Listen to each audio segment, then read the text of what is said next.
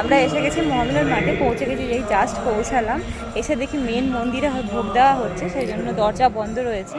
এই যে দেখো, তোমরা আমার পিছনে দেখতে পাবে ঠাকুরের ঘরের দরজা বন্ধ রয়েছে। আমি একটু পরে তোমাদের সবটা ঘুরিয়ে দেখাবো। তো এখন এসছি, এখন হয়তো আমরা ভোগ খেতে ঢুকবো, একটু পরে হয়তো ভোগ দেওয়া হবে। তো তারপরে তোমাদের সাথে সবটা শেয়ার করবো। এটা হচ্ছে মহামিলন মঠ, এই দিকটা হচ্ছে ডানলপ, আর এই দিকটা হচ্ছে দক্ষিণেশ্বর। এই মিডিলটাই হচ্ছে মহামিলন মঠ। এটা হচ্ছে এন্ট্রান্স, এটা হচ্ছে এন্ট্রান্স, এটা দিয়ে ভেতরে ঢুকবে। এটা হচ্ছে সারদা মায়ের মন্দির। এখানটা সামনেটা, এই যে সামনেটা সারদা মায়ের মন্দির। এখানটা হচ্ছে, এটা হচ্ছে মেন মন্দির, যেটা তোমাদের দেখালাম ভোগ খাওয়া হচ্ছে, এটা হচ্ছে মেন মন্দির। এখানটায় এখন ভোগ দেওয়া হচ্ছে, সেই জন্য দরজা বন্ধ রয়েছে।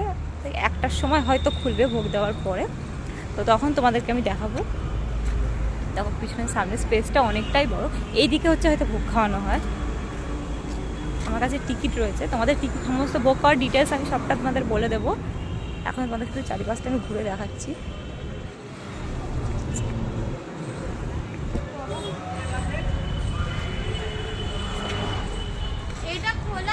যে দেখো,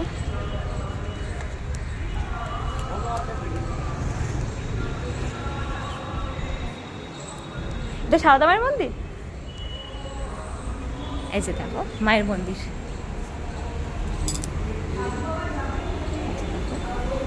মায়ের মন্দির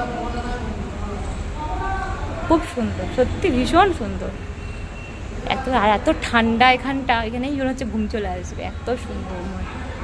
চারিদিকটা বেশ শান্ত শিষ্ট পরিবেশ, এত ভালো লাগছে, ভীষণ সুন্দর। এখানে এসেই মন তোমার শান্ত হয়ে যাবে।